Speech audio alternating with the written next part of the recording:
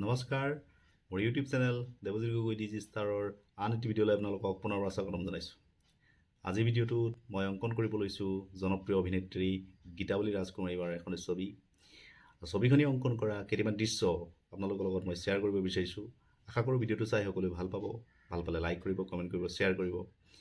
আৰু ভিডিঅ'টোত যিসকল নতুন প্লিজ চেনেলটো ছাবস্ক্ৰাইব কৰি দিব। আৰু বেছি নকওঁ, ভিডিঅ'টো আৰম্ভ কৰোঁ বলক।